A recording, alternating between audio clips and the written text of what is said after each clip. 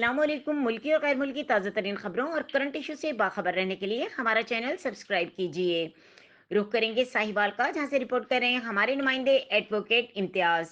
Chicken में नापतोल में कमी करने वालों को किसी सूरत बर्दाश्त नहीं किया जाएगा। ये बात Atif Raza Mir, district officer industries prices and measures ने अपने हमरा साजिद अहमद, इंस्पेक्टर साहिवाल शहर की मुख्तलिफ चिकन शॉप्स में वजन चेक करते हुए कही।